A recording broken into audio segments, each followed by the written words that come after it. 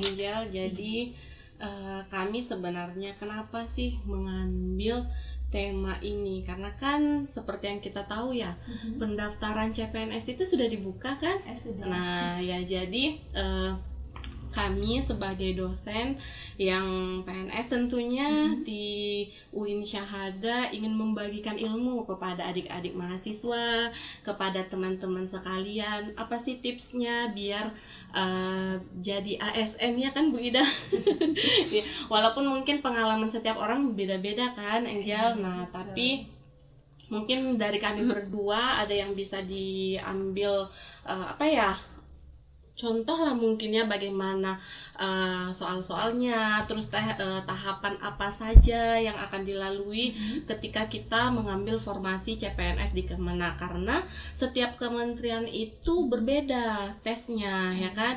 Nanti kalau misalnya dia Kemendikbud beda, terus kalau misalnya dia Pemko atau provinsi beda. Nah jadi karena lowongan untuk PNS itu pada tahun ini lumayan ya, saya dengar sampai ratusan ribu kan. Mana tahu ada yang berminat untuk bergabung di Kementerian Agama. Kami dengan senang hati berbagi informasi kepada teman-teman sekalian, apa sih tips dan trik ataupun bagaimana sih gambaran tes CPNS untuk Kementerian Agama. Gitu kira-kira Angel.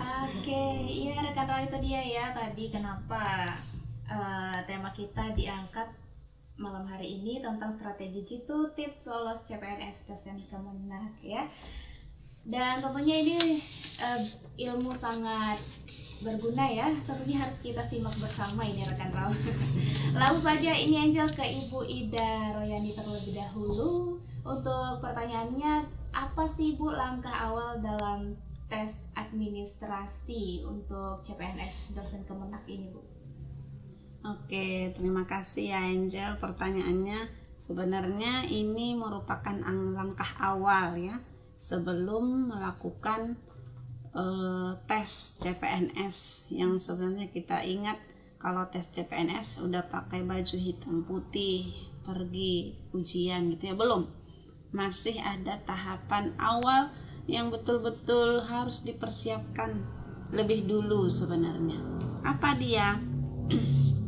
Yaitu yang pertama akun ya. Nanti setelah keluar pemberitahuan informasi tentang tes CPNS ini, kita akan diberikan kesempatan mungkin rentang waktu yang cukup singkat, seminggu atau 2 minggu hari kerja begitu. Kita akan diminta untuk mendaftar, membuat akun, register dan login ke akun masing-masing.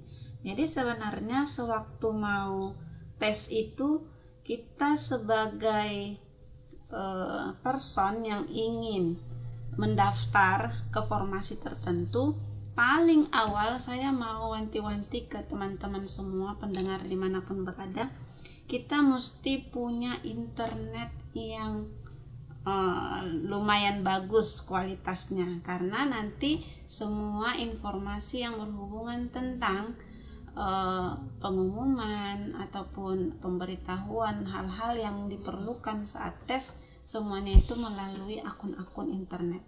Jadi ada internet dan akun. Sebelum masuk ke akun SSCN biasanya disebut ya, itu kita mesti punya email yang aktif.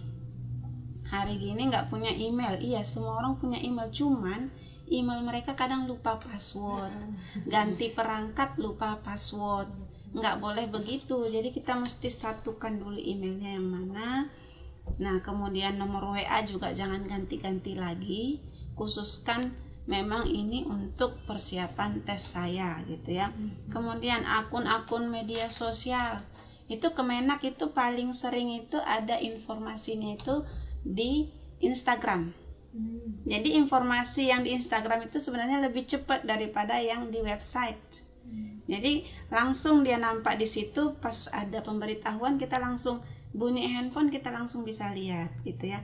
Jadi sebelum membuat akun yang untuk pendaftaran CPNS, persiapkan dulu nih akun-akun pribadi kita, mulai dari email, sosial media, Nah, karena memang semua data pribadi kita itu harus kita simpan di internet dalam bentuk yang file ataupun dokumen-dokumen.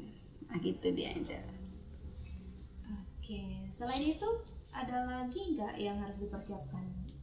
Nah, kalau selain dari akun seperti ini, yang perlu dipersiapkan itu berkas-berkas. Jadi persiapkan berkas-berkas si Angel atau kawan-kawan semuanya yang diperlukan untuk tes nantinya. Nah, ini mungkin nanti dijelaskan sama Bu Indah nanti. Oke. Iya, ini untuk pertanyaan selanjutnya untuk Ibu Indah, dokumen seperti apa saja yang perlu dilengkapi dalam seleksi administrasi? Oke, baiklah Angel, di sini saya akan melanjutkan dari yang disampaikan oleh Bu Ida. Jadi yang pertama yang sangat perlu ketika kita ingin mendaftar CPNS itu adalah ijazah ya. Ijazah dan transkrip nilai. Tapi pastikan ijazah dan transkrip nilai itu harus sesuai dengan formasi yang kita lamar. Ya, sering itu kesalahan saat administrasi karena tidak sesuai antara yang dilamar dengan yang dilamar, maksud saya itu ijazah kita dengan posisi yang kita lamar.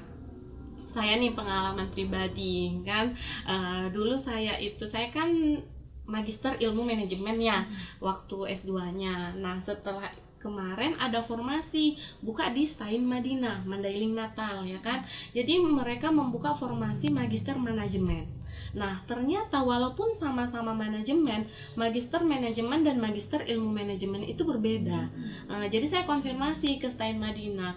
Makanya kalau misalnya kira-kira ragu, bisa nggak ya formasi saya ini atau bisa nggak jurusan saya ini untuk melamar di posisi tersebut, ya kita harus konfirmasi ke panitia yang ada di mungkin kan ada itu misalnya kayak kontak personnya ya yang bisa dihubungi. Nah, silakan hubungi nomor tersebut, tanya apakah jurusan kita bisa melamar di formasi tersebut.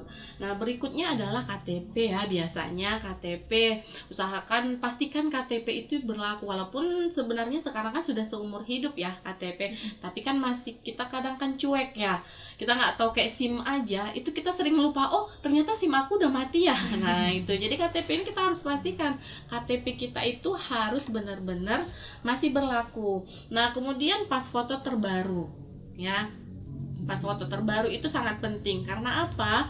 Karena nanti waktu saat tes SKD itu akan dilihat antara pas foto dengan orang yang orang yang datang saat ujian kan.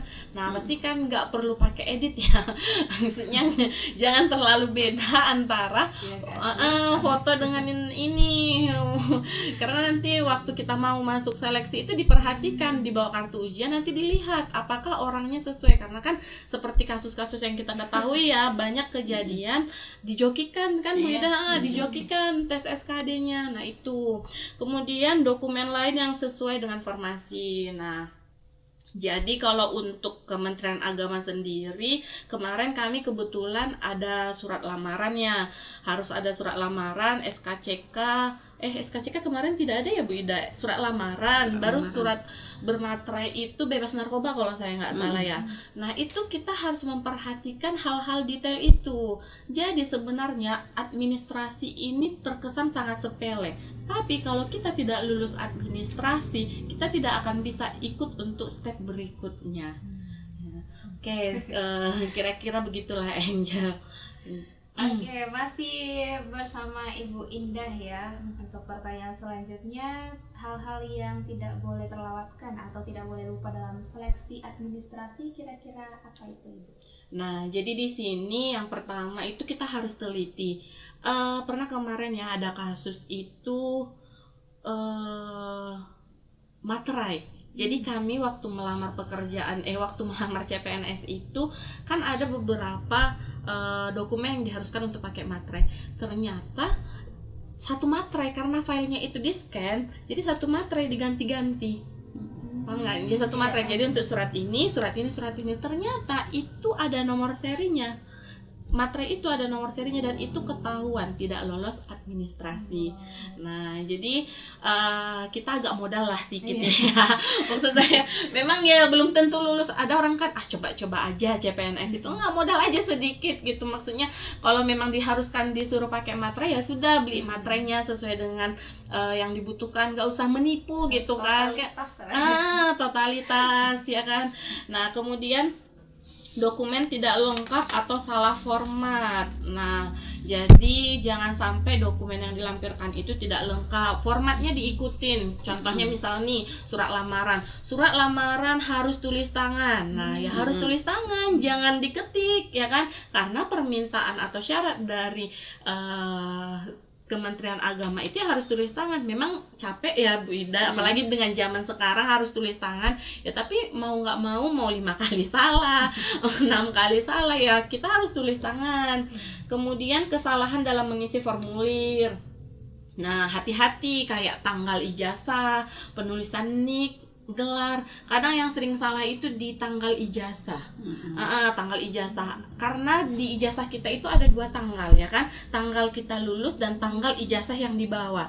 Nah, searching di Google tanggal ijazah yang digunakan ketika untuk pelamaran itu yang mana. Nah, itu jangan sampai salah. Terus nik itu kan ada banyak tuh. Kadang mau keselip satu angka, 2 angka. Nah, itu fatal akibatnya karena nanti beda nik maka beda orang. Bisa jadi tidak kedetek karena niknya tidak diketahui nik siapa, kan? Oke, berikutnya memperhatikan batas pendaftaran. Ya, kita harus memperhatikan batas pendaftaran. Jangan kebanyakan galau. Ya kan? Kalau CPNS ini kadang bingung menentukan formasi. Mungkin kalau yang mungkin kalau yang sudah berumah tangga pusingnya nggak mau jauh dari anak, ya kan, memikirkan suami dan lain-lain sebagainya, banyak pertimbangan mungkin ya.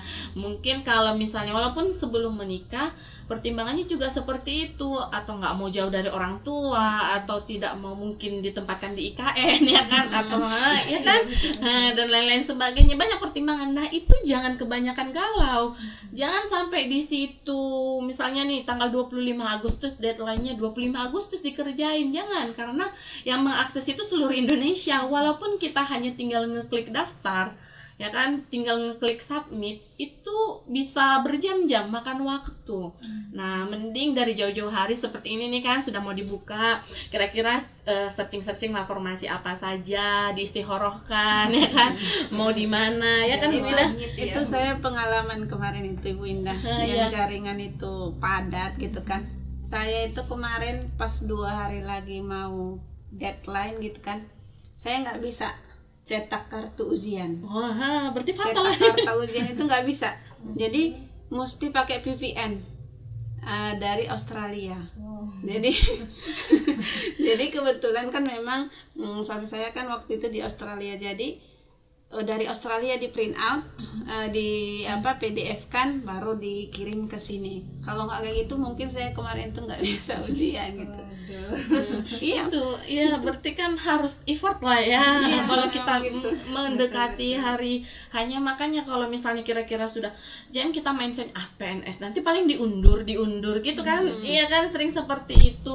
Tapi ya persiapkan aja. Maksudnya gini loh, kalau bisa cepat, kenapa kita harus nunggu lambat, ya kan? Oke, berikutnya kesalahan dalam mengunggah online. Sekarang kan kita filenya itu sudah dikit-dikit upload ya kan, kayak CPNS juga upload. Itu jangan sampai salah dari ukuran, ya kan? Dari terus habis itu filenya jangan terbalik-balik.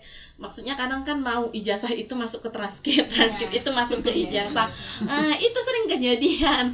Waktu itu pernah suami saya kebalik dia, antara, jadi terakhir nggak lulus administrasi kan, terbalik antara ijazah ke transkrip ke ijazah. Nah, itu terus habis itu jangan sampai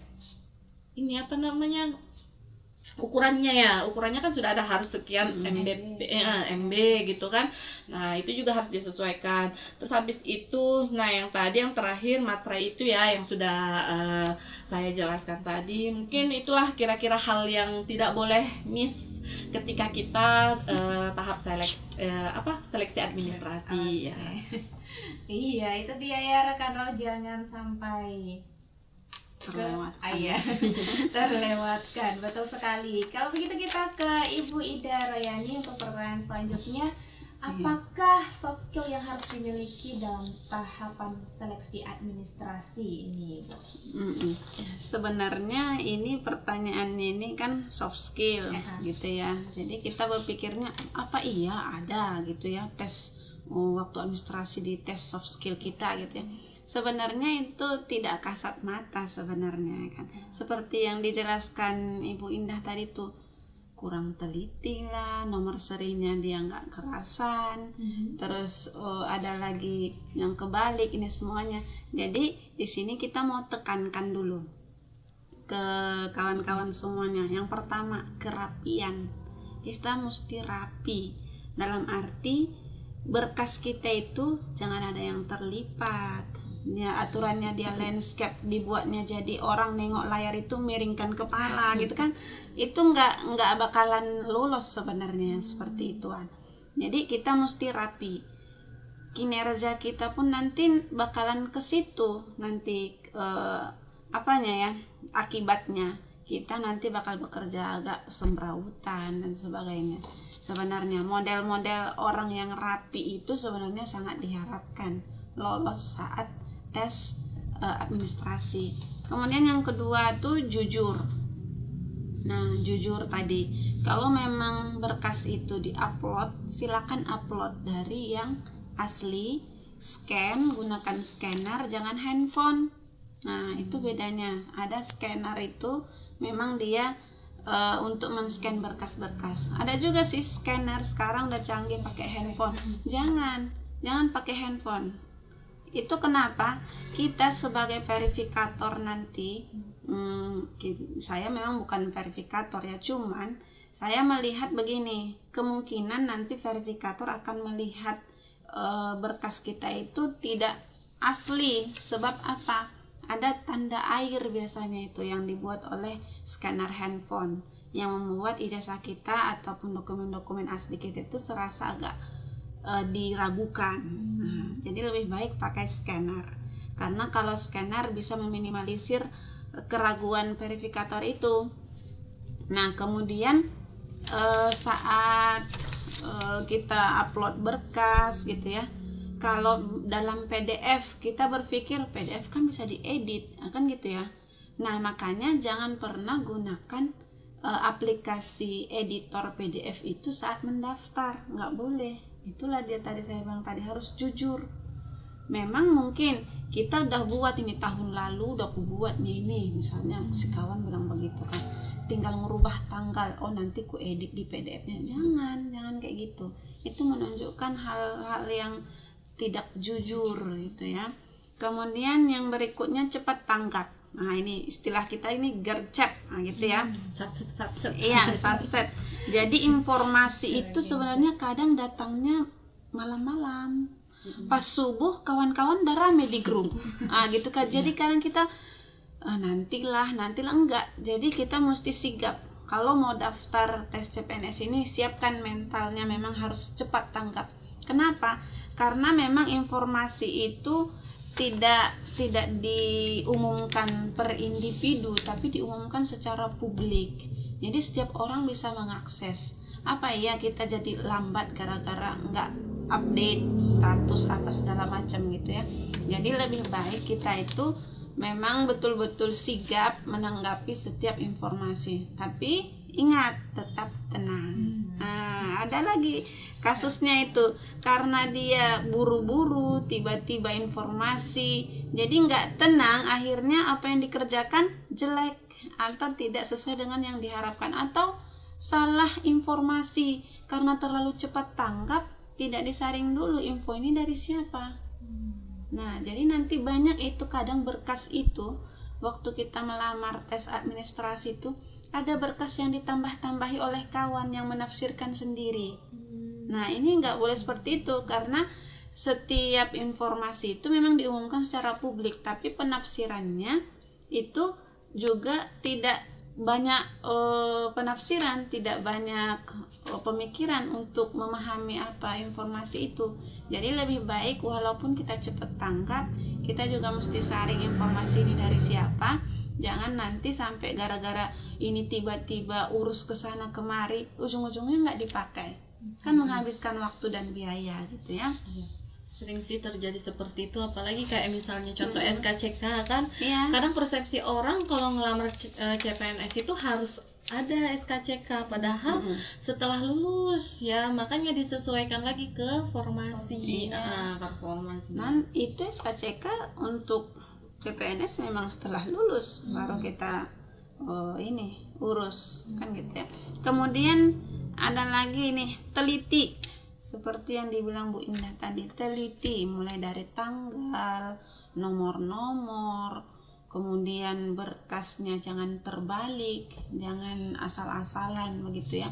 Setiap informasi yang dipublis oleh tim seleksi, yaitu SSCN ataupun Kemenak ataupun yang lain.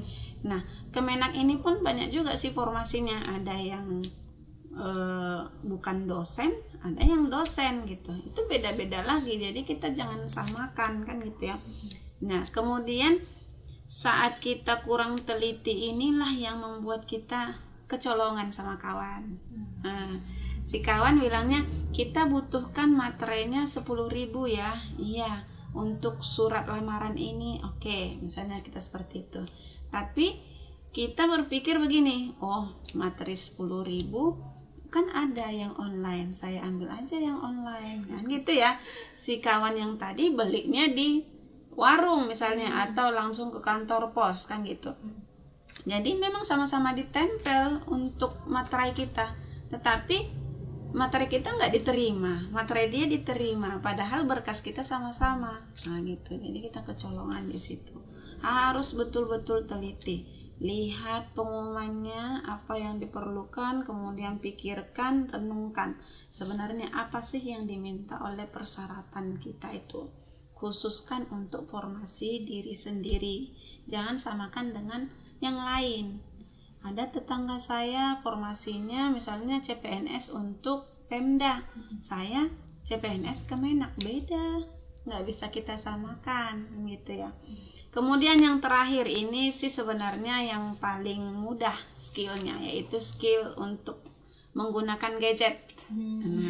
Tapi walaupun begitu jangan terlalu skillful, sebab terlalu pun nanti saking pandainya dia melewati apa yang dibatasi oleh tim seleksi. Contoh misalnya kan,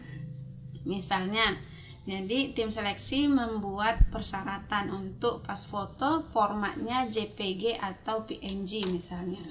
Oh saya buatkan yang misalnya dia buatkan apa itu misalnya Binda untuk format foto pakai Adobe Acrobat ini segala macam gitu ya, biar lebih dari Photoshop misalnya gitu kan. Enggak, jangan. Yang dibutuhkan apa? Oh JPG, selesai, dan JPG aja. Walaupun kualitas gambarnya seperti itu ya nggak masalah. Oh saya maunya yang lebih, nggak usah, cukup itu aja gitu. Apalagi sekarang HD yang lebih iya gitu. Terus menggunakan laptop ya, menggunakan laptop, komputer itu mulailah dipelajari, karena nanti pun ujiannya kan CAT, Computer Assisted Test. Jadi nanti kita itu bakalan tes dengan komputer, jadi jangan kagok-kagok lagi untuk adik-adik yang baru tamat S1 gitu ya. Jadi coba dulu belajar aplikasi, bagaimana ujian CAT gitu ya, ditengok di YouTube. Kemudian banyak juga sih aplikasi yang menawarkan kita supaya pandai, lihai nanti saat ujian. Jadi itu boleh dimanfaatkan. Tapi jangan terlalu juga seperti yang saya katakan tadi, karena biasanya senjata makan tuan, ya kan? Nanti itu yang membuat kita tidak lulus jadinya. Masih banyak sih soft skill yang diperlukan sebenarnya, tapi saya garis bawahi yang itu saja ya. Kita harus rapi, jujur, cepat tanggap, kemudian skillful dalam menggunakan gadget ataupun perangkat komputer, ketenangan dan ketelitian. Gitu dia, Angel. Iya, yang perlu ya satu, cuman yang perlu bahas soal banyak-banyak. Nah itu dia SKD, seleksi kompetensi dasar gitu. kenali jenis soalnya, kenali cara cepat untuk menjawabnya. Insya Allah nanti soal-soal itu bakalan pas di hari H mudah untuk dijawab. Ada sub-sub ujiannya, TIU, kemudian TWK sama TKP.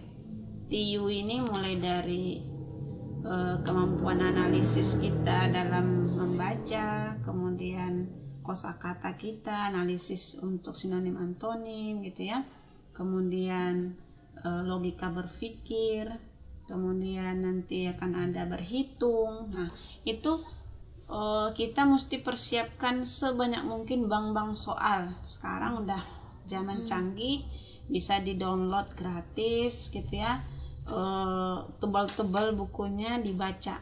Kalaulah kita tanya satu persatu, mereka yang lulus tes CPNS itu, ada berapa buku yang kamu habiskan?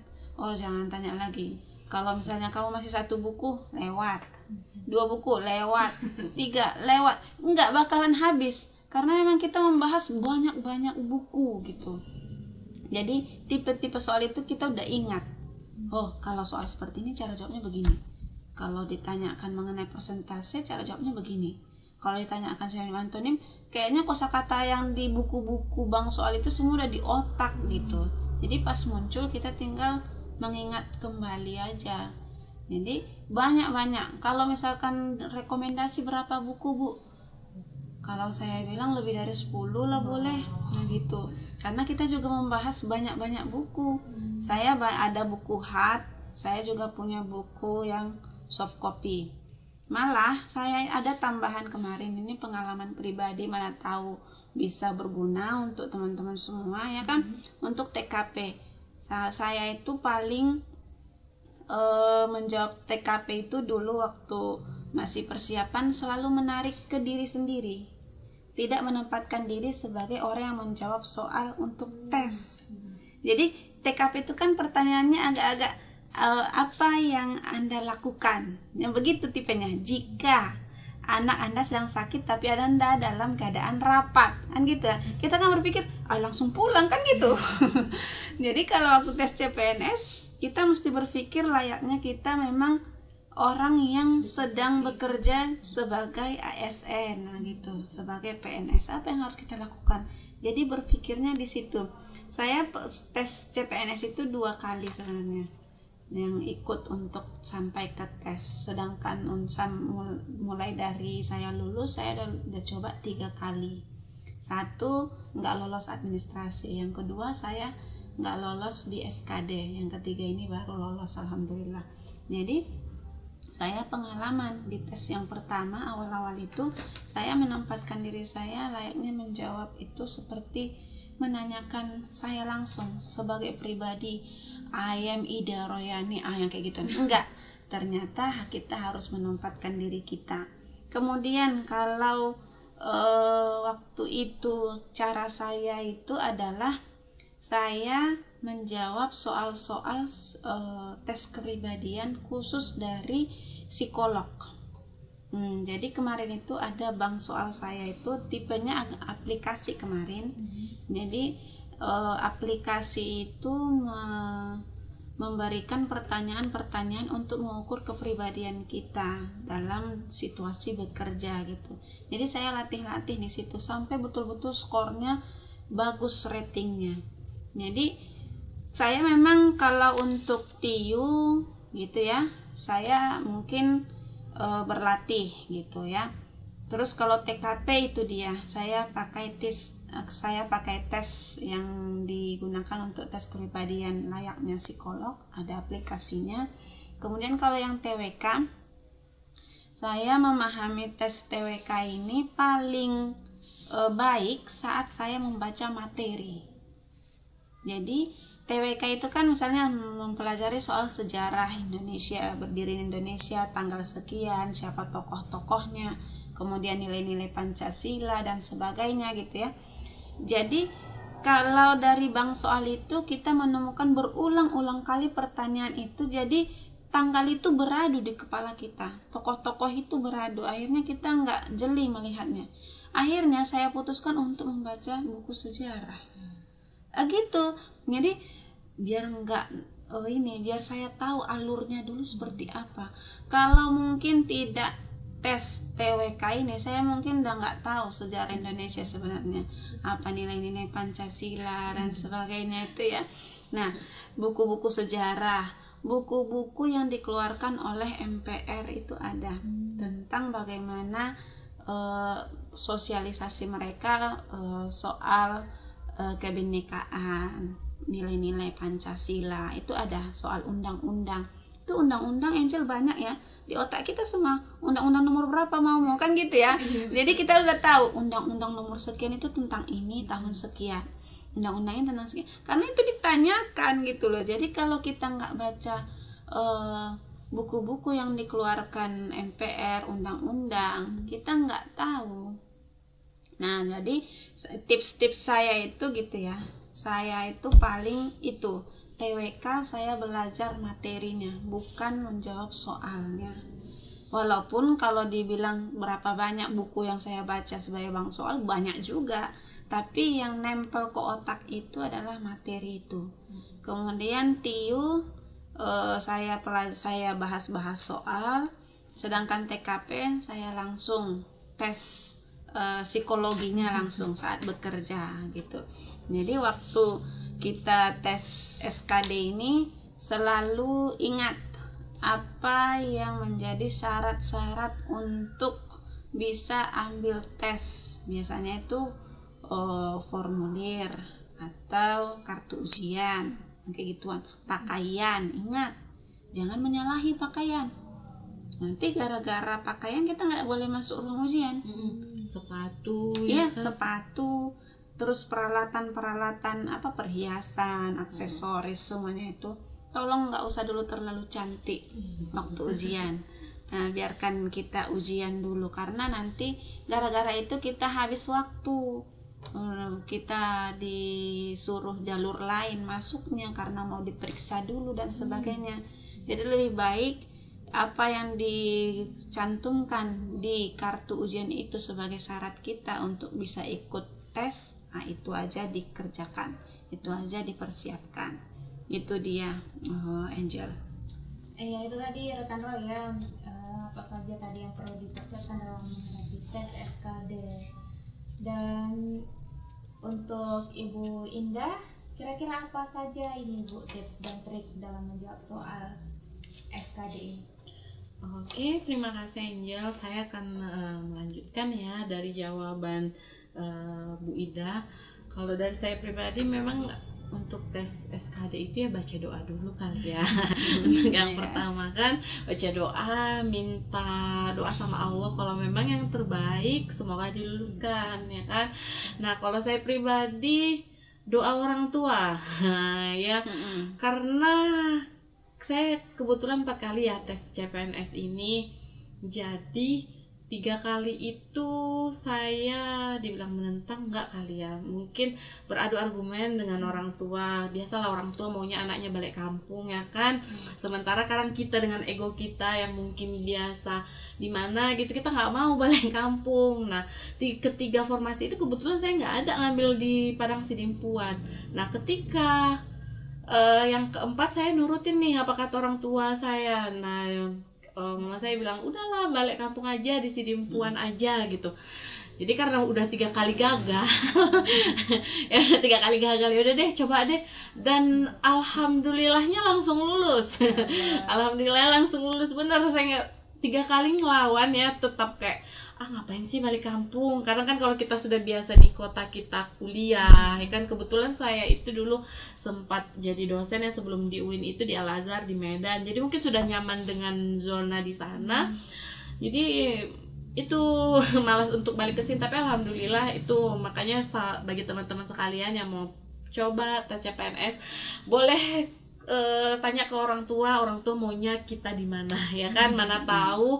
Saya selalu seperti itu waktu kuliah juga dulu seperti itu, kayak mama maunya di sini, lulusnya ya di situ gitu kan. Nah, kayak kemarin saya juga di Pekanbaru, orang tua bilang udahlah saya pengennya ke Medan, ke USU nih. Nah, tapi orang tua ya udah Pekanbaru aja. Nah, jadi tadi lulusnya di situ. Jadi itu Kemudian yang kedua itu adalah memperhatikan passing grade. Nah, saya lihat nih di artikel-artikel kan, kalau mau pengumuman CPNS ini kan banyak itu artikel muncul. Nah, jadi yang saya baca itu katanya passing grade dinaikkan, Bu Ida.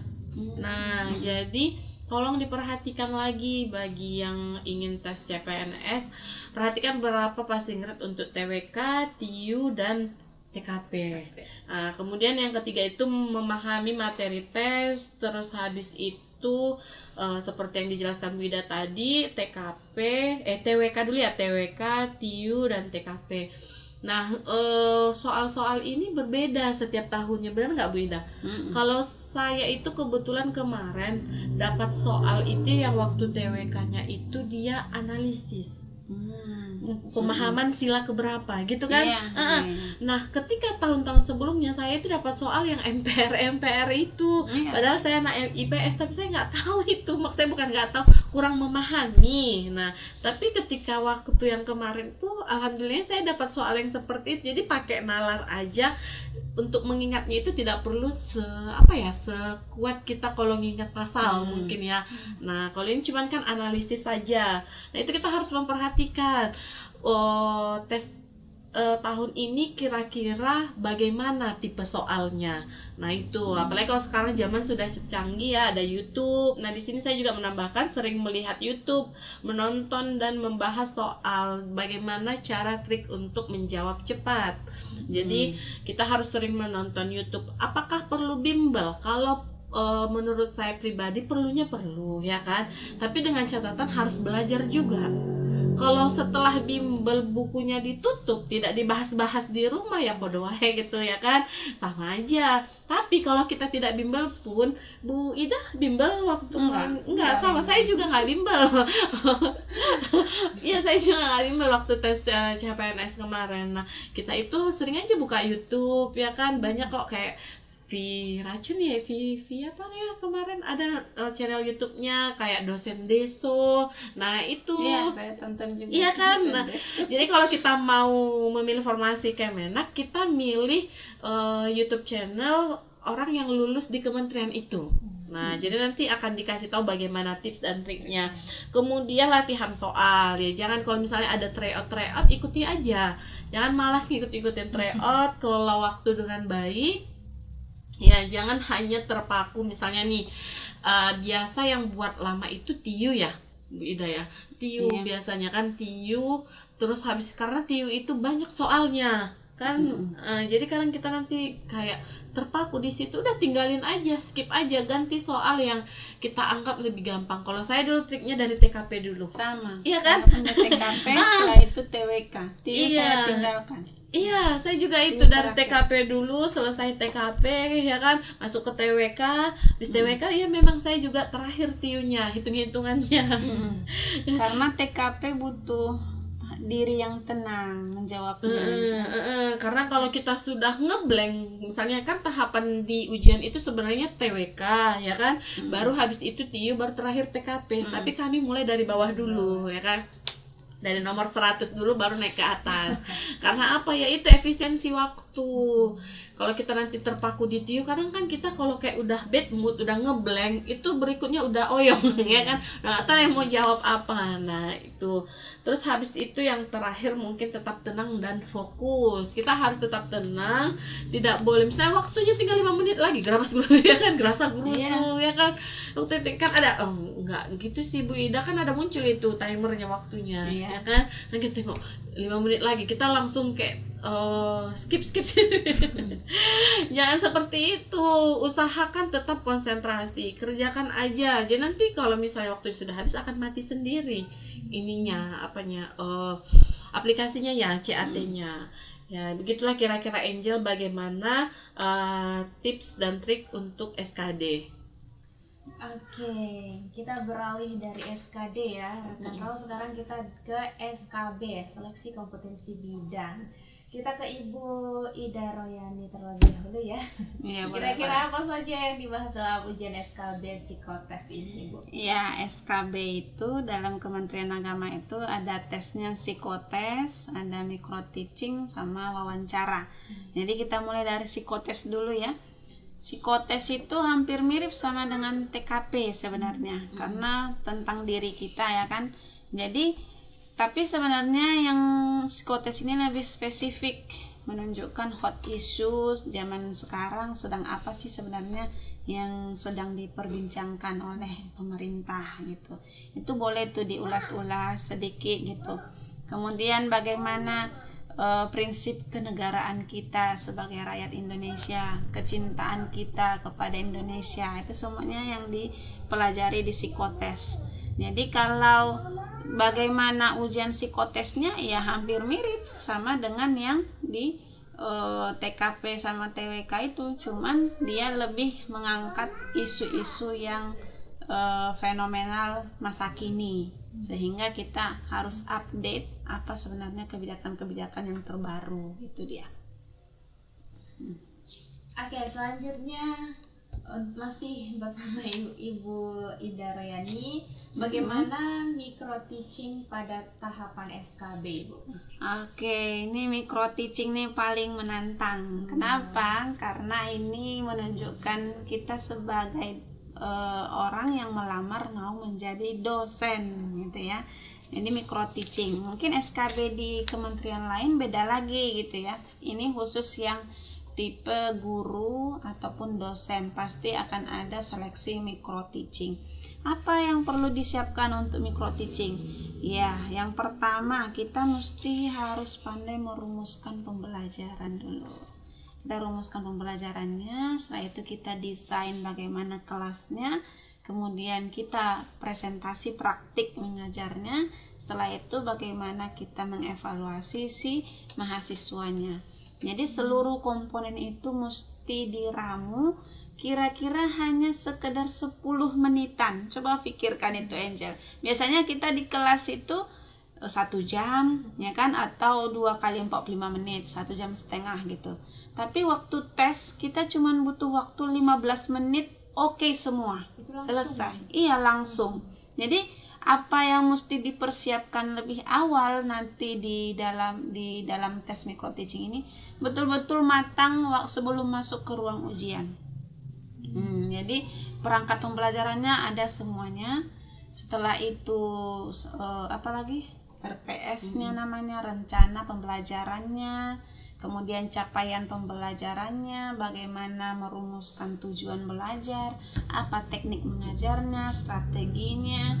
Nanti penguji akan meminta kita untuk praktik. Nah, yang paling sering itu disampaikan oleh penguji itu biasanya, Ibu bisa bahasa asing, gitu. Jadi kita boleh itu menunjukkan taring kita. Kita bisa loh, Mbak, saya bisa bahasa Cina atau bahasa Mandarin, bahasa Korea, Arab, atau bahasa Inggris, silakan aja pakai. Mereka biasanya suka. Nah, apalagi kita yang bukan orang bahasa.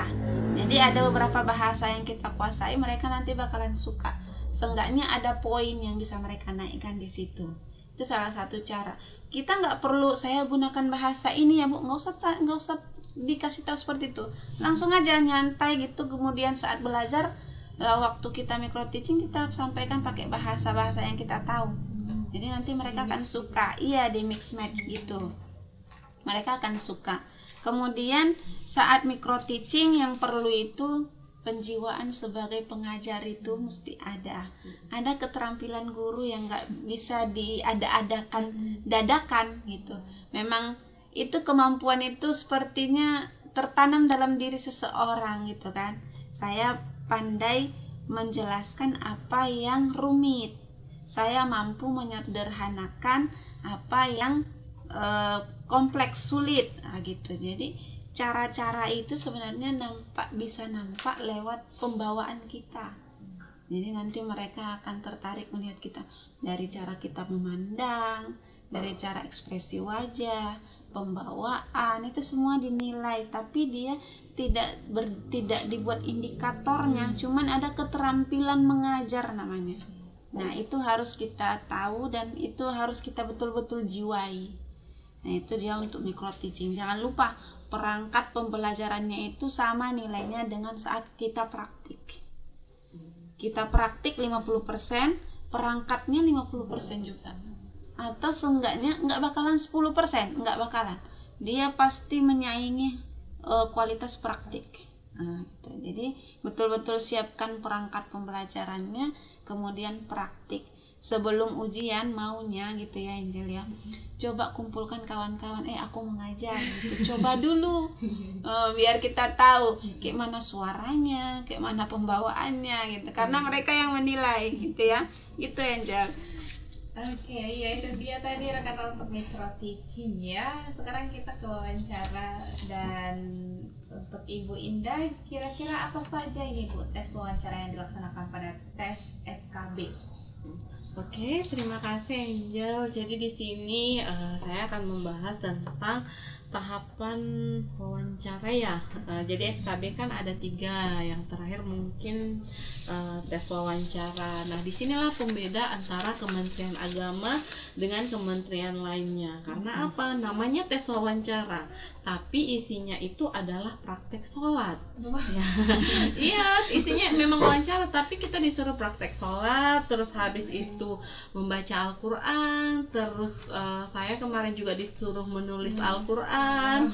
Nah, jadi kalau memang berniat untuk masuk ke Kementerian Agama, harus kalau sholat saya rasa nggak perlu belajar ya. Mungkin yang perlu dipelajarin itu cara menulis Al-Quran ya. Kita bisa membaca, belum tentu kita bisa menulisnya. Apalagi ada nih teman saya, dia tidak ada latar belakang pendidikan di sekolah agama. Nah, jadi itu dia merasa kesulitan. Dia merasa kesulitannya itu di situ ketika menulis ayat Al-Quran. Nah, jadi harus latihan, walaupun Al-Fatihah ya kan, atau misalnya ayat-ayat pendek. Nah, Indah dulu dapat ayat apa? Al-Fatihah. Kalau saya itu surah Al-Kausar. Al-Kausar. Ya, kemarin Al-Fatihah. Nah, tapi untungnya dapatnya Al-Fatihah. Kalau nggak Al-Fatihah nggak pandai. Oke, berikutnya itu kalau pengalaman kami ya kemarin, kita Al-Quran harus menyiapkan yang pakai terjemahan kan, karena nanti disuruh membacakan terjemahan dan kita mengambil apa kira-kira pendapat Anda mengenai terjemahan ayat Al-Quran tersebut. Nah, kebetulan kemarin waktu kami tes itu membahas tentang moderasi beragama.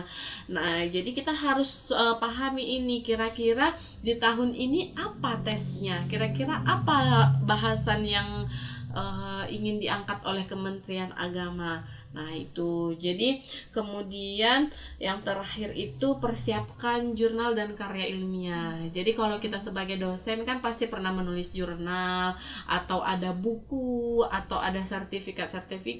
Ibaratnya kita diwawancara ini kayak memasarkan diri lah, saya bilangnya kan. Ini loh saya gitu loh. Loh saya dan keahlian saya gitu. Dan kita harus pede, nggak usah ngerasa insecure. Maksudnya ya, ini saya, ini skill saya, ini yang saya bisa, usahakan seoptimal mungkin ya. Oke, demikian mungkin Angel kalau untuk tes wawancara.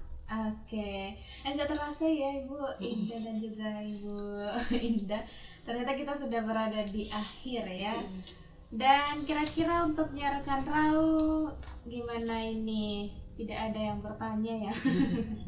Mungkin sudah cukup jelas ya paparan dari penjelasan Ibu Ida dan juga Ibu Indah.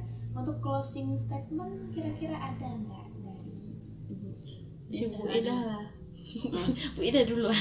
Oke. Kalau dari saya tes CPNS dosen Kemenak ini jangan coba-coba, tapi usaha semaksimal mungkin, setelah itu tawakal. Jangan pernah coba-coba ya. Selalu persiapkan semuanya, kemudian berdoa, minta restu orang tua, insya Allah lulus. Iya, restu orang tua ya. Oke, selanjutnya untuk Ibu Indah. Mungkin kalau closing statement dari saya, kalau misalnya tidak lulus ya kan, ya kan, ada orang yang bilang PNS itu rezeki, ya kan. Saya sering dibilang sama dibully nih sama teman saya, kau PNS karena kau itu rezekinya itu, gitu. Karena kan maksudnya bercanda-bercanda, ya memang benar PNS ini rezeki, bukan berarti dia tidak PNS, dia tidak pintar, ya kan, benar kan Bu Ida? PNS itu rezeki, tapi kalau misalnya kamu sudah berusaha tetapi tidak